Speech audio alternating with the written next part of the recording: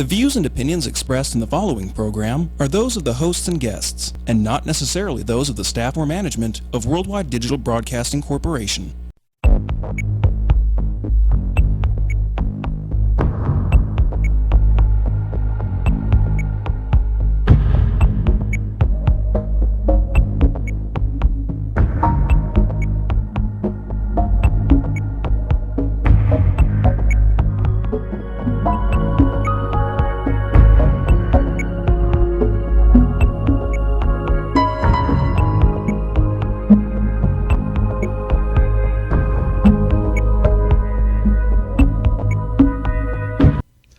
Hi, and welcome to Consciously Rising. I'm your host, Jeff Renel.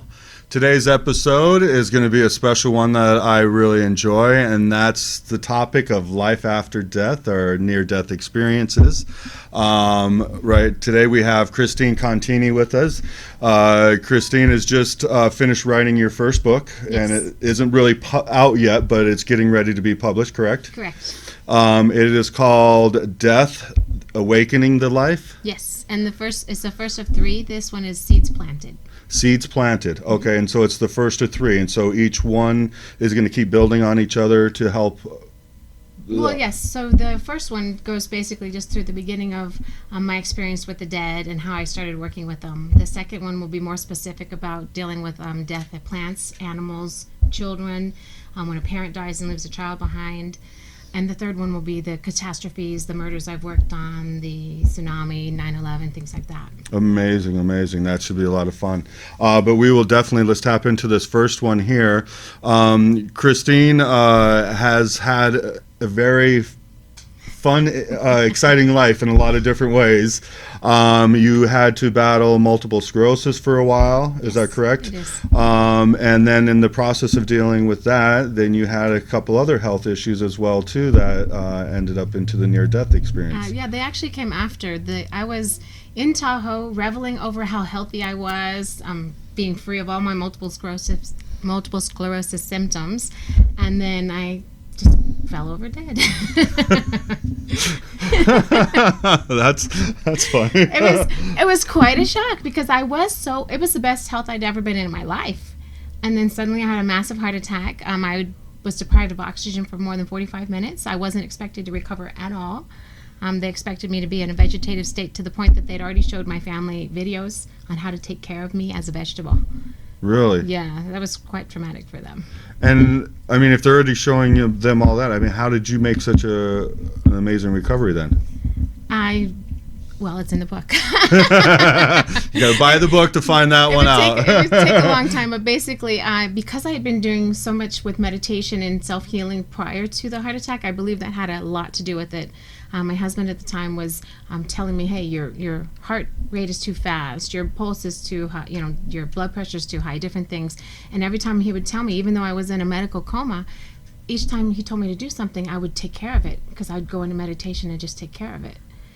So that brings up a couple questions that I'm really curious about. Mm-hmm. One is the day of you having the heart attack. I've just been, for some reason, thinking about this a lot lately. Do people have any notion? Did you feel or have any idea that something terrible was going to happen that day? The book goes into great detail about that. But I'll just give you a quick little answer on it. Yes, the answer is yes, but it wasn't that day as much as it was 2 weeks before. So 2 weeks before we were leaving on our family trip, I started having this feeling that something was terribly wrong, and I kept looking over my shoulder. So every little thing was like, what's that? And I was on a walk with with Joseph at the time, and we had our 2 dogs with us, and I had this super uncomfortable feeling, and I kept looking over my shoulder, and he's like, what? And I said, well, do you feel that? And he's like, yeah. And he's not sensitive that way at all. So the fact that he said he could feel it was even more like, okay, there's definitely something coming. And when we got back from our walk that night, he started going on the internet researching strokes and heart attacks. He did that. It didn't occur to me that I was going to have a heart attack, but he didn't know it was about me either. He just didn't know why he was doing it. He just felt so compelled to do it that he couldn't stop himself. And every night for hours, he went through information about heart attacks and strokes and how to save a person's life. So am I missing something? You were saying you just felt like something was around you, something was amiss.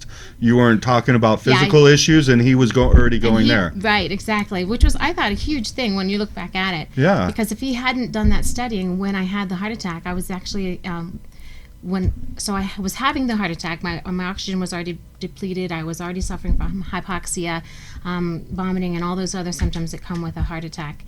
And I'm in the car, and he's driving me to the hospital, and I just die right then. And he knew I was dead because when you die, your muscles just release. If you pass out, your muscles still hold form. But when you die, your muscles just release everything. And so I just started to slip out of the chair. And he's like, he pulled over, and he was about to just stay there and just cry. But then it dawned on him, I know how to save her. He started beating on my chest because he knows when you have 12 more minutes of oxygen in your body.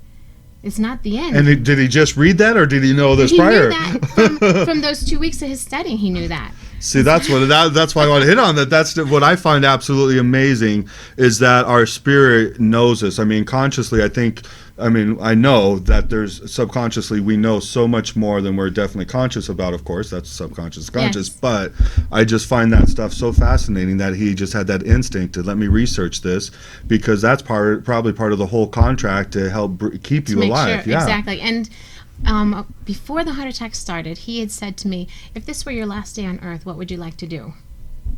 Who does that? He doesn't talk to me that way.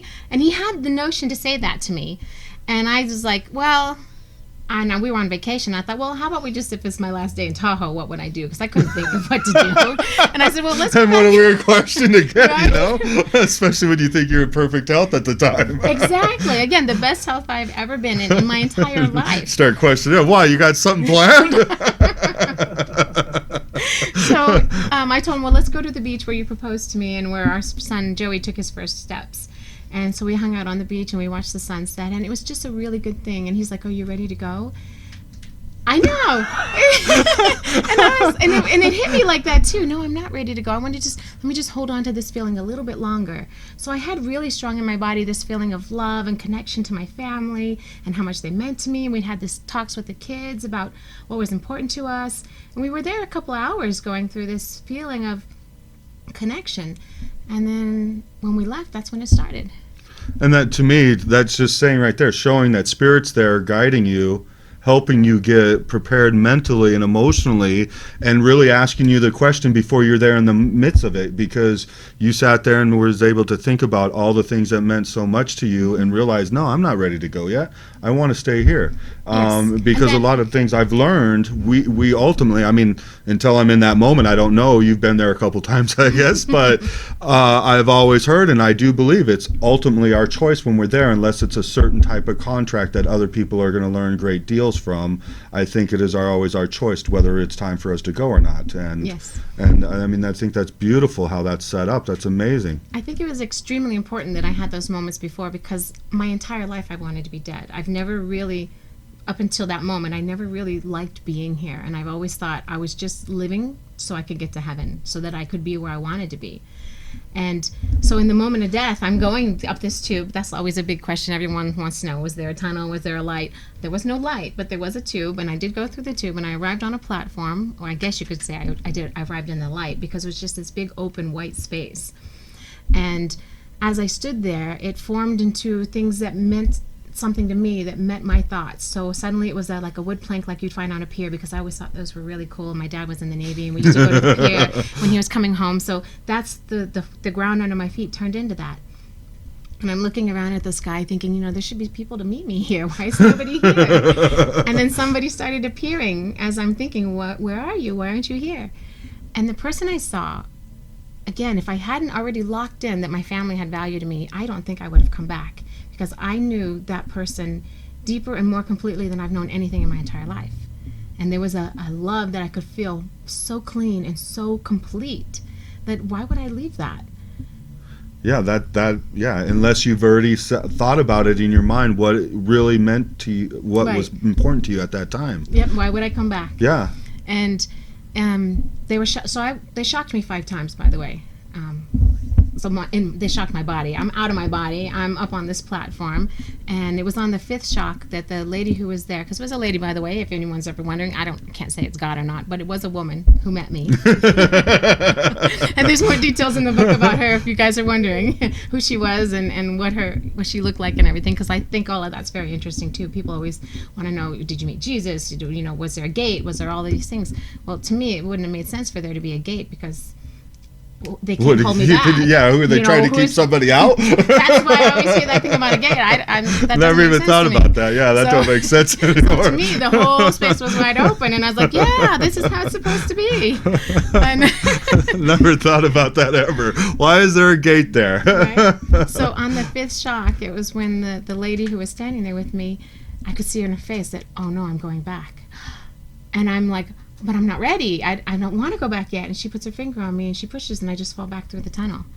And right, you just feel jaded. Wait a minute, what's that about? And it was interesting. I didn't really have much opinion in the moment about it, other than I was shocked that it was happening so quickly, that I was losing what I had in front of me, because my whole life I'd wanted to be there, and then suddenly it was done. I was kind of like, oh, and I hadn't ever heard other people's near-death experiences until after mine, but everyone else I've heard, they had went into this garden and had all of these other things happen. I didn't have that. So when I did start looking into it and researching it a little after the fact, I felt a little cheated. It's like, what? Why did I miss out on all this? And I think that's part of the reason I had to die twice. It's all her fault for pushing you back too soon, huh? Yes, if she had let me stay there, get a little more connection, feel more fulfilled, I probably would have been fine. But after being back in my body for 2 weeks, I lost. So while I was there, I had that connection to love. And so when I came back, I could see the world differently. I could only feel people's pain before I died. And when I came back, I could see joy in everything. And suffering, I understood it differently. What somebody was bringing to their lives, that everything is purposeful. But I couldn't see it before I died. And after about 2 weeks, I lost that connection to that. And I went right back to feeling depressed and wanting to be dead. And so that's why I attracted a second death, because I just wasn't sure I wanted to be here. So I just want to hit that point again, because that's one thing I've really noticed in life too. I mean, so many of these negative things that we perceive as negatives really have a beautiful gift on the other side if we're open to it and we allow that to flow in the right direction. Is that kind of what you felt? 100%, yes. Yeah, amazing stuff. The other thing I wanted to ask you too earlier is you were mentioning being in the coma and him speaking to you, and you probably didn't realize it at the time, but you're saying your body's reacting to it. So in a way, you knew that you were hearing him as he speaks to you, correct? Yes. So they had me forced under medication to stay in the coma because I had aspirated and I had lung damage. And so they wanted to give my body some time to heal before they took me off of life support. And again, expecting me to be a vegetable, even if they take me off life support, which is... Every time I think of that, I think, wow, that's a big story. And I know, but I didn't feel that story. So my family had to deal with that big story, and I didn't. All I had to deal with was, dang, why can't I open my eyes? Why can't I move? So I was struggling underneath the weight of this coma to get out of it. So, well, that's surprising to me. So when you got pushed back into your body, so you were sitting in there stuck in a coma then? No, I left out a piece of that. When I got pushed back into my body, I was still in Tahoe, not at the hospital where they did the surgery. So I had surgery following the attack. But I was up in Tahoe, and they had told my husband that I was unresponsive, which basically means they have no hope, that there's nothing going on. And they kept telling him, no, you can't see her. We're out of our jurisdiction. We can't have you in this space. And they said, but when the chopper guy, I think this has a better name than chopper guy. When the chopper guy gets there, we'll let you go see her then, because, that's when the jurisdiction is kind of cloudy and we can kind of bend the rules a little bit. And they let him back there to see me. And he and I had always thought that our relationship had destiny in it. We really felt that there was something important in our relationship. So when he came back there, and I'm still completely unresponsive, they shocked me 5 times. They got a rhythm back finally, so my body's not dead. He bent over and he held my hands, and he got really close and whispered in my ear, if you don't let them know that you're in there, they're not going to help you. And that was all it took. This person who I was living my life for, who gave me my children, says, if you don't let them know you're in there, they're not going to help you. And then what did I do? I tried to open my eyes, and one of the things I always did was bat my eyes at him. You know, I do that with my family, my kids. My mom taught me that when I was little, and it's a romantic relationship of love. So I tried to bat my eyes at him, but I couldn't. I could just, my eyes rolled around in my head, and I tried to talk. I grumbled, gurgled, and, you know, because I had stuff in my throat still. And the helicopter guy goes, I thought you said, and the other doctor's like, she was, and then everything changed. The whole energy of the room changed. That's when they rushed me into emergency surgery. That's when I have a stent. And that was from my first death. For my second death, I have a defibrillator. So then when you went into surgery, then they put you in an induced coma then. And then so at that point, so I'm just curious about that then, because one reason I bring it up is so our listening audience can know too, if they, you know, unfortunately would have a loved one in a coma or something like that, that they, you know, that you can talk to them and they'll hear you, and you know, you can keep sending the love or whatever you want to them, or give that message that you would like to give to them, even while they're in coma. I think absolutely. It was, without that, I probably would have panicked more, because every time I could get a little bit of movement in my body, any kind of openness, I would hear, Christine, you're in the hospital, you had a heart attack, you're going to be okay. I heard that over and over and over, you know. And when he wasn't in the room, he made sure one of my other family members were there, and they were saying that to me. And that was incredibly valuable to me, because, okay, what's going on? So I'm panicking because something's going on that I can't control, and I'm used to being in control of my body and what's going on. And they're telling me, you've had a heart attack, you're okay. Oh, well, that's all that happened. Oh, okay, I'm okay. I would keep forgetting it because I'm under a medical coma and my brain's not functioning the way it would normally. But each time they would tell me. So they would just keep telling me. And so I think it was extremely valuable. And the fact that they said, you're okay, again, very valuable. I didn't panic. And I think that's so important too, because that's the thing. I mean, in so many different ailments, when somebody's cut off like that and you have that ailment and you're cut off from the other people and can't really speak or whatever, you probably are in panic and very scared and alone in that position, because you can't really communicate.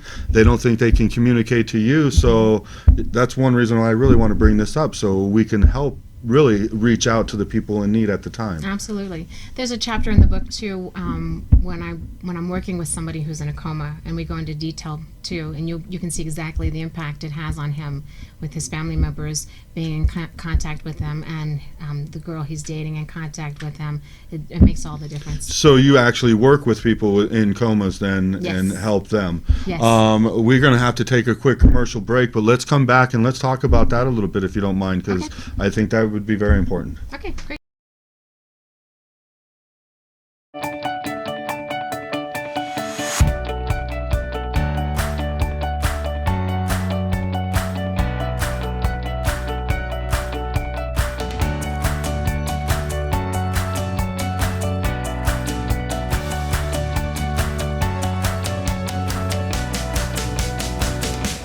Retrospect is a purveyor, if you will, of historical eyewear.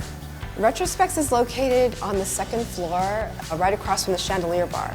So when you look at our store from the outside, it looks like there isn't much going on in here. And then you open the drawers. We actually carry authentic pieces from the late 1890s to the 1990s. We have almost 3,000 pieces in here. It's like a treasure trove reveal. We do have a collection of new glasses that we have reproduced ourselves. It's called the Cuthbert and Chen collection. The safe is our jewel. It's our baby. We love it. It's from 1903. It weighs as much as a car. It's solid steel. We use the safe to hold our most precious pieces, our museum collection, if you will. People come in to find glasses that are not something they're going to find everywhere else. Not something all their friends are wearing, and something that they can tell that story. We sell stories as much as we sell glasses. We have pieces that we can associate with very famous people from history, movies, special events that happened in the past. And some of the favorites are the Ray-Ban shooter that Johnny Depp wore in Fear and Loathing of Las Vegas, the beautiful frame France Parisian plastic aviator worn by Bruce Lee in Enter the Dragon. Retrospect is not just about glasses. It's about the experience. It's about how these glasses make you feel. We are a full-service optical shop, somewhere where guests can come to get repairs, restoration, can put their prescription in, can get them a quick pair of sunglasses for the pool, and can give them a really great, just fun experience.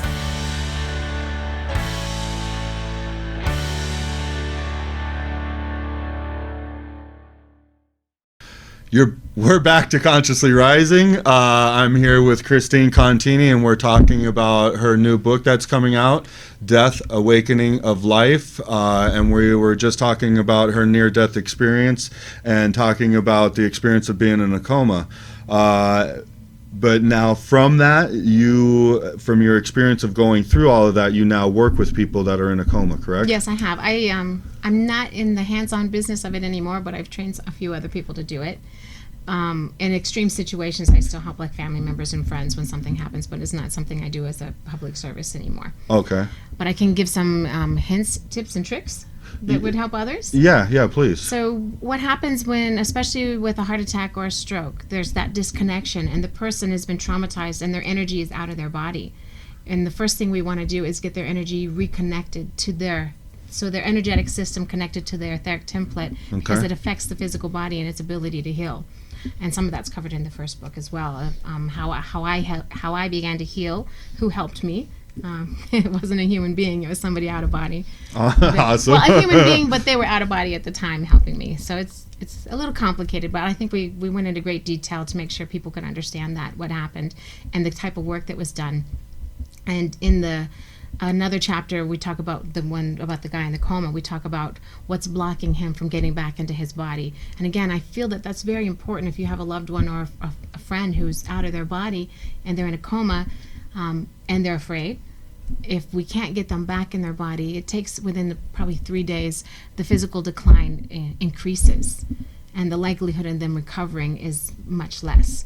So within the first 3 days of someone being in a coma, it's the most critical for you to help them energetically. So if you know any other healers, or you do Reiki or something of your own creation, the first 3 days are critical. Wow, that's good to know. I just find all of this so fascinating. The body in general and just the way we're created. I mean, one of the first doctors I studied under, he kind of showed us in like we're computers. I mean, kind of related us that way with the downloads and everything like that. And so as you're talking, it just kind of reminds me of certain things. And one thing I thought about from one of my friends' experiences, unfortunately, that they had to go through, but also having a near-death experience to where when they came back, they weren't fully there mentally. And so my understanding from just the way I've learned, and I'm going to ask you what your opinion is on this, is what I felt was that because they were on the other side for so long, it was almost like their knowledge and their information was being downloaded back into a different area of existence. And so when they all of a sudden came back, it kind of cut that reprogramming off a little bit. And so they're not fully connected in all the different aspects. Does that make sense? Yes, it does. And I want to explain it a little simpler than that. I think it would be helpful to your listeners. When your consciousness is leaving your body, it's already grown with your body. So it knows every single step. It didn't just appear in your body and manifest at this level of if you're an adult, when you say you have a coma experience. It didn't manifest at an adult level. It grew into the body, and it grew all the knowledge and all the connections. And when you take and you basically rip that away because of trauma or some other experience, then when it comes to come back to the body, it doesn't have that space and time to come in the layers it's used to and the creation it's used to. So all of it getting back in a short period of time is extremely difficult.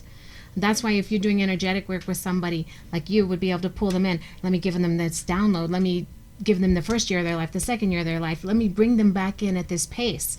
Would be much different than somebody just coming in, being revived. Yeah, and then that's the way I saw it in a certain way. So also, do you think certain programs that wouldn't serve them anymore would be kind of just washed away or at least held back? Right, so you have two sides to that. One side is the person that wants to be here. They're going to come back in. They're going to be more excited about life because they've they've had a brief moment of being separated from all of the regular daily drama that they don't enjoy, and now they can see clearly, oh, this is what I've done in my life. They may not understand it, but for a moment they saw what life could be. And so now their new goal is, I want this life. I want to fully live. You got that taste. Right? They got a taste if they want it. So that's one of the experiences you'll have when somebody comes back into consciousness. The other is the person that didn't want to come back, which is, like you said, how I locked it in before I had the experience of death. I probably would have been the second person where I wouldn't have come back fully. Even though the majority of me came back, I wouldn't have brought all of me back because I didn't like being here. And so you're going to find that with the second group that... now I've lost my train of thought. Where was I going with that? On the programs coming back in. Yeah, with the second group, they're going to not accept some of it back because they're going to not want to be able to fully experience their environment because they didn't like it here. So they won't bring all of their aspects back into being. And one, because also on the other side, you didn't have time enough to realize why you were going through all that negative stuff. So you're just blocking it out. Probably have to come back and experience it in a different lifetime in a different way. Would that make sense? Yeah, it would, yes. So the idea of denial is huge in that, from what you just said, because you were over here with this great experience. If you didn't see clearly and you came back to your body, you're struggling. Yeah, probably because you didn't learn. I mean, because from what I've always understood, when you go back, if you have, when you pass away or go, what's the polite word I want to use? Transcend into the next You're so experience. Polite. I just say when you die. Trying to help society out here. So, some people unfortunately are thin-skinned. But Yes. when you transcend to the other side, now I think I'm going to lose my train of thought.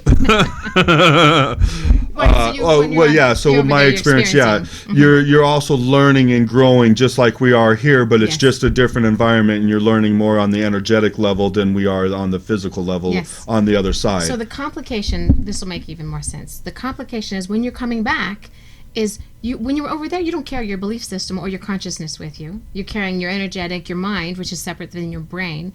They're separated, and you're growing in your mind. But when you come back and your brain hasn't changed. See, this is why it's nice that somebody's whispering in your ear and telling you all these sweet things. Your brain will continue to advance. But if your brain and your mind are at a different angle of information, then they just don't reunite the same. If you can't let go of a belief. So, for instance, obligation was one of the beliefs that I let go of when I died. It was incredibly hard for me to start paying my bills when I came back, by the way. Because to spend time doing that made no sense to me. So I'm super glad that they have all these automatic payment stuff now, because it was almost impossible to care whether the car got paid or not. Who cares anymore? When you realize what life is really about who cares about all of these little things that we use to control our environment.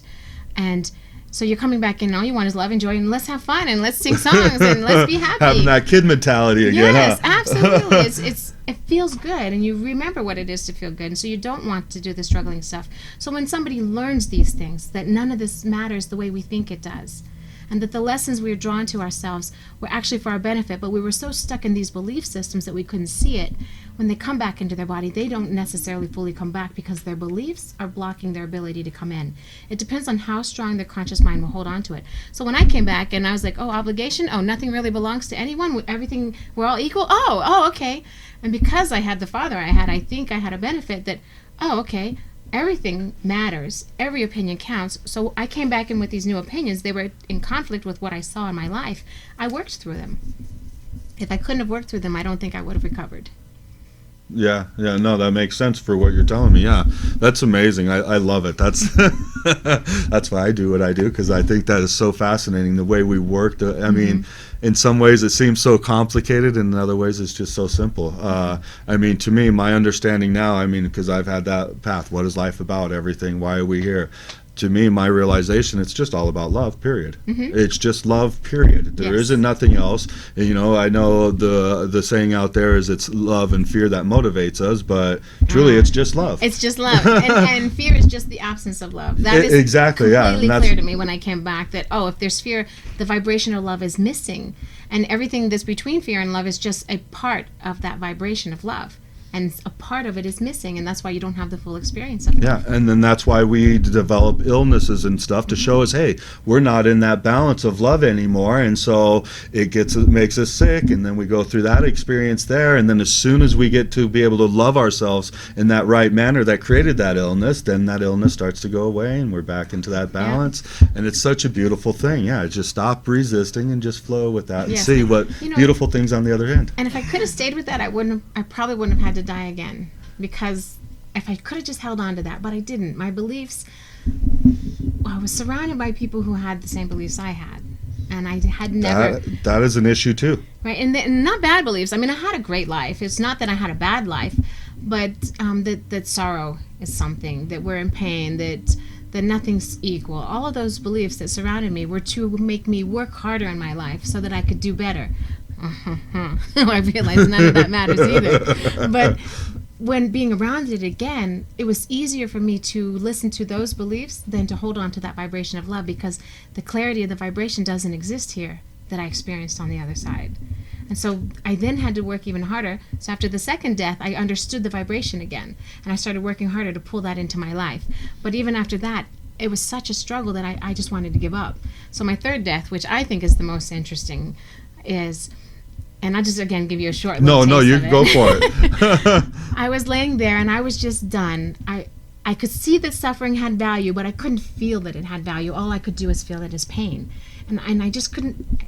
The energy that was me couldn't handle the amount of density that exists in this vibration. I didn't know how to keep pushing the light out. The density kept pushing it out of me versus me being able to push it out to the world. And you might have had a hard time too, because you experienced such glory and now you're back in such crap. So it became even more painful to me that people would suffer. So if my kids were just having a disagreement, it was heartbreaking, versus before I'd be like, knock it off. Now it's like, oh my God, if they only knew what they're doing to themselves and what they could have if they just stopped. So, I mean, it was an extreme, yes. So there was an extreme experience going on. So I'm laying in bed and I'm just like, okay, I'm done. I really don't want to be here. I really don't like this. I feel no need to have this experience anymore. And I just prayed to be dead. And so, lo and behold, guess who shows up with the angel of death? And I'm like, oh. Look at the manifester you are. I know. My manifestation ability after I died the first time went way up there. So I'm sitting there, and I'm just laying in bed, and he shows up, and he's reaching into my heart. I can feel the hand going into my chest, and I thought that was really strange, too, because I never believed in that. I thought it was just a story, too. So I've had a lot of experiences that I realized they were based in truth after the fact. But so the hand is in me, and then I hear these voices say, but wait. And I'm like, but wait for what? I'm ready to die. Let me go. I'm so ready. And so the angel of death just stops with his hand holding my heart. Just, that crushing feeling is just starting. And my heart is just starting to go out of rhythm. So I'm having another fatal arrhythmia is what's starting in that moment. And I'm feeling it. And but wait. And I'm like, but why? Why should I wait? And they said, if you stay, let us show you how your life will change. And I was like, okay, I'm willing to look. I'm open-minded. Remember, I've been taught to be open-minded. Okay, let me just see what you have. I doubt there's any chance I'm going to stay because I'm so ready to go. And they showed me how the world would change and how my family and friends their suffering would end with the information that I had if I could just learn to apply it and teach them how to apply it. If I could do that, then everything would change. And I said, I'm only staying if you can promise that. I'm not staying that, it might happen. And they say, no, we promise. It will happen.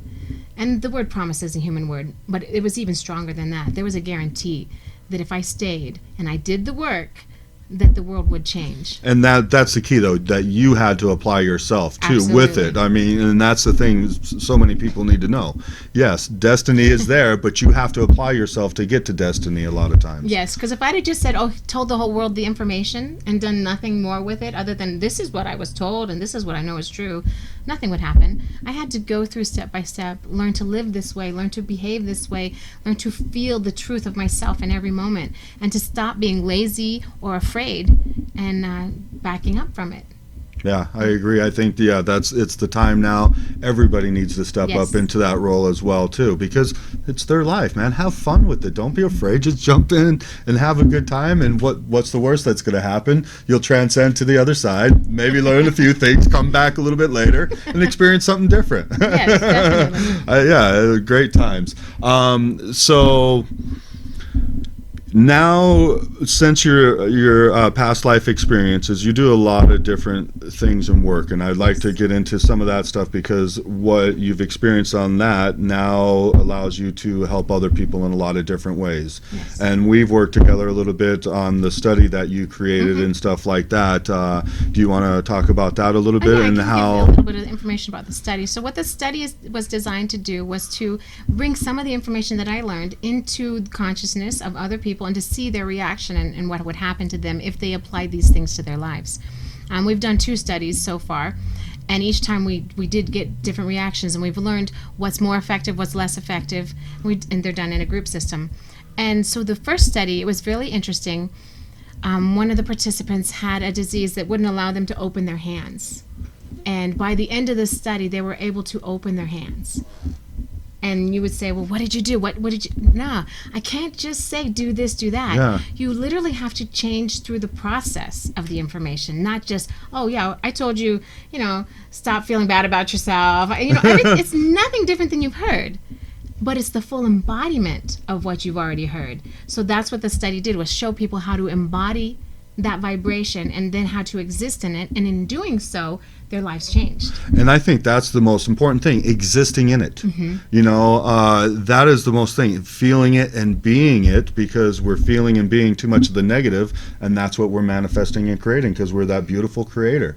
Right. So you mentioned that I'm suddenly this great manifestor. I can attract the angels of death. But we're all these amazing manifestors. It's just, what are you manifesting? And so the study helps you look at what you're manifesting, how it's affecting you, the beliefs that you're holding, your perception, your obligations, everything that's keeping you not where you want to be, and breaking all that down, releasing the blocks out of your system. So that's just one of the things. I like to things that are a big challenge. I started out with all the little stuff, yes. I thought that study Yeah. was a pretty big challenge. Yeah. I was like, well, you're putting this all by yourself? Great. One of the things I've been working on, we're going on our 5th year, is a paraplegic, where our goal is to make sure that he walks. When he approached me 5 years ago, I was like, okay, well, I can feel that he believes it. I mean, there's no doubt that he's going to walk. And I'm like, why was my part in it? And he says, well, I need somebody to help me. Okay, so we've been working off and on for 5 years now. And yesterday I just did a session with him, and it's the first time that he's able to flex the muscles in his legs until the point of exhaustion. He could feel his own touch on his abdomen. He had a spinal injury 3/4 up his back. Okay. So he doesn't feel below his chest. And yesterday he could feel his stomach. And he can send the signal from his brain to his muscles. So this goes back to when you talked about people coming back into their bodies after a coma. It's the same thing with a physical injury. His energy came back into his body different. There's no connection to what he learned through his trauma and what his body exists as now, because he didn't go through the process of learning. He doesn't know how to bring this new information and put it into this body and walk again. So you're basically teaching him how to reconnect and the body to reconnect at the same time? Yep. So we've had to go through, rebuild a spinal template, reteach the muscles what the feeling of motion and the thought of motion are, teach the brain how to signal again through this spine that's been damaged. Yesterday we went to the level of the Etheric Template, which is the one that's on the outside of the body. It's listed in the first book if you guys aren't familiar with it. But the Etheric Template is often referred to as like God's plan. It's God's plan. Everybody's God's plan. Well, that happens to be an energetic template, people. And the plan can train the body what to do, but if your etheric template and your etheric template are damaged, then the body doesn't know how to fix itself. So we've been going through and making these changes, and yesterday we did a etheric template change, which was to, instead of us healing every cell in the body and putting it back the way it was before the accident, we did a switch. We decided to tell the template to view the body as it is and understand how to make the body walk as it is, versus, because we've done a lot of healing on the physical body, and I think we're to the point as far as we're going to get with the physical itself. So now we're focusing only on the energetic. And the energetic was to, now I'm going to start with the signal in the brain. I have him think, how do I walk? And as he thinks, I find all the spots that are broken, and we reignite those, reconnect them, and we're doing it on a etheric level. So now he felt muscles that he hasn't felt since his accident. I love it. So it's super exciting. You're talking my kind of brain candy here. This is the kind of work I like to do. Another thing that I do is I do 30-day programs with people. I got tired of helping somebody feel in a session what it was like to be okay, and then watching them go back and struggle and not being able to get to that moment on their own. Well, if you don't mind me, because you were mentioning it before on how you felt all this blissful stuff and then you went back to your family. Mm-hmm. I know with doing what I do, theta healing, that's one of the things we are taught to be aware of.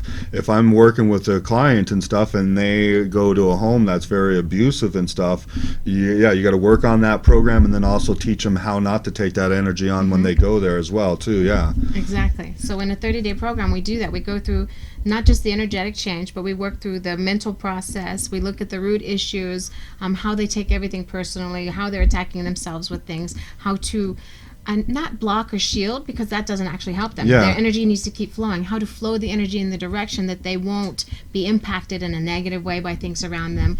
So yes, so in 30 days, we have them doing practices, and we're checking on them energetically. We're checking their system. Oh, okay, I see what happened to you today.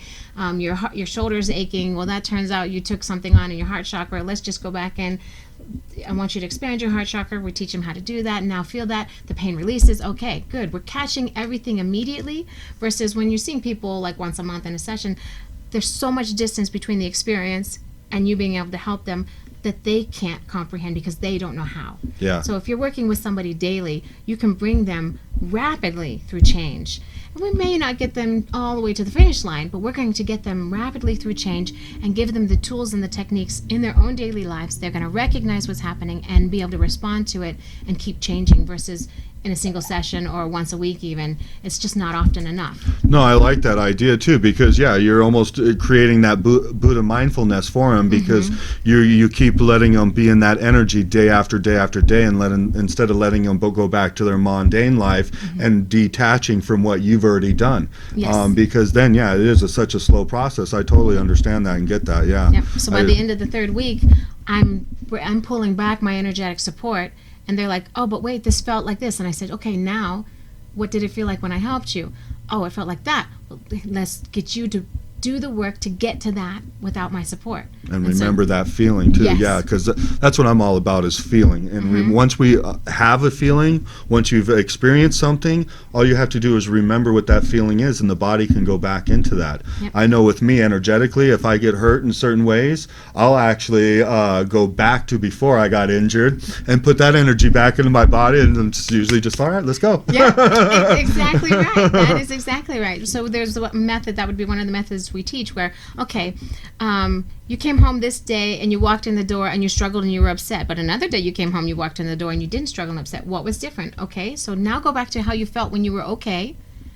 Now feel what you feel like right now. Oh, I don't feel okay. Go back to okay. You keep going back and forth between the two until you can purposely feel okay. So yes, that is definitely something that the society didn't teach you how to do it. Yeah. That's all. One thing that I do in my teachings and stuff is I think it's very important that people identify, who am I? Who do I want to be? Yes. Because that helps you when you're having those bad days to be able to go, wait a minute, I'm not being who I want to be, and then put yourself back in that energy, and I always say, reach the stars. What would be the most exotic thing you could think about wanting to be, and to me it's living in that Christ energy. So I always try to feel what it would feel like being in that Christ energy, so I can keep myself up there even when I'm having that bad day, and then remember, oh wait, I'm not in that feeling anymore. Let me get back up there. Yes. And the other important thing I think is too, is so many of us think if I'm trying to live in that high energy, and all of a sudden maybe I let my emotions get to me and I get in an argument with somebody and I fall down a little bit, so many people think we need to earn our way back to that spot. And I think that's false. It's like, no. You just had a moment in time. Allow yourself to go right back to who you're supposed to be, and don't stay in that lower energy. Yeah, and I would like to even point out for healers especially. So when I do my work, I already have locked into who I am, exactly what I feel like when I'm at my very best. And I start a session that way. By the end, I've experienced this other person's energy. I've come down from who I am. I don't feel like myself again. So one of the things I always do after a session is go back into who was I?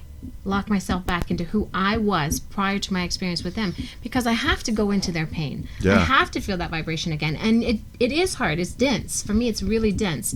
And I don't feel light anymore. I feel too heavy. And once you feel heavy, it's like, oh, I don't know if I can. So when I died, I had that experience. When I died the second time, I could lock in part of that experience, who I am without all of this pressure, without all of this pain.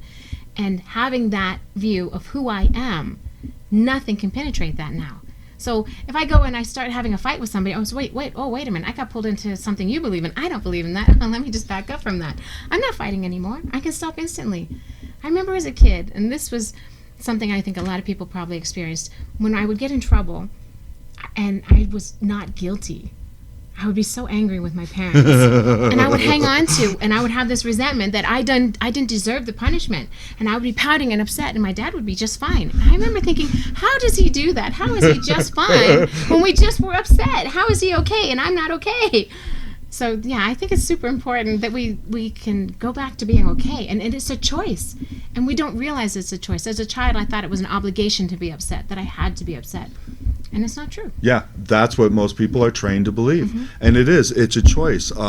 What I feel every moment of the day is my choice. If I wake up in the morning and I feel kind of depressed, do I want to support that feeling, or do I want to change it and have that happy, blissful day? Yeah. It is, it took me until I was, I think, 36 when somebody actually said that to me. I was like, you know what, you can be happy or you can be mad. It's your choice. And I'm like, are you kidding me? I didn't realize that. Right? I just thought it was, you just got mad. That was just natural. Right. But then I started to realize the difference, and it made a huge difference in my life. And now I know, and acting helped a lot too, that you get to choose your feeling and you get to play that emotion. It's up to you.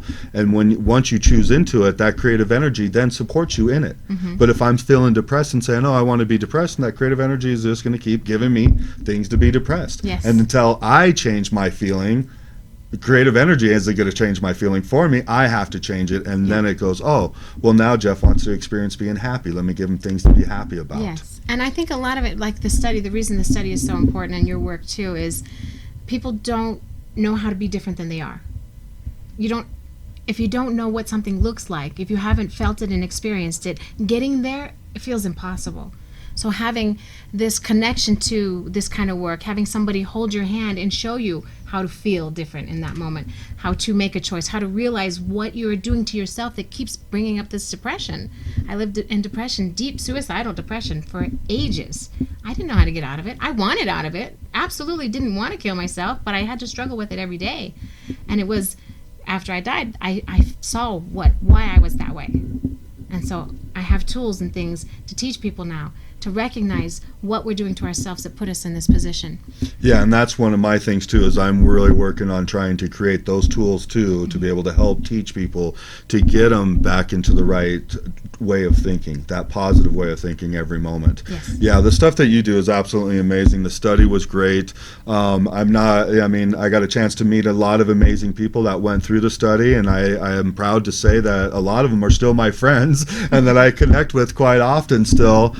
But they were amazing people, and some of them seemed really shy at the beginning, and then they're doing amazing things right now and really striving in life. And I mean, I know it's from your teaching and a lot of the stuff that you do. Unfortunately, we're getting close to the end again here. It's never 1 hour is never enough time here. We definitely have to have you back, because we're just getting started with Yes, talking about near-death experiences and what to do after if you decide to stay. Yeah, but you have so much of this quickly. What else are we missing that's in this book, this first book, that would help people? People who have had loved ones die and they don't feel a connection to them. We go into some specifics of what's happening to them, what's happening while they're crossing over. If you're wondering, what happens to somebody after they die, we have several chapters through their death experiences in great detail. Let me just ask this really quick. What about young children that are dying? Because everybody's always heartbroken about that. That's going to be in book 2. It's not in book 1. But Okay. we'll have very specific examples in book 2 and experiences with people I've worked with and what's happened to them. Beautiful, beautiful. I want to thank you so much for coming on. I'm so honored to have you as a friend and, have you on my show here today. I feel very blessed. Thank you very much. Thank you. Thank you, everybody, for tuning in. We will definitely have her back as soon as we can to get some more wonderful information. Awesome. All right. Thank you. Have a wonderful evening.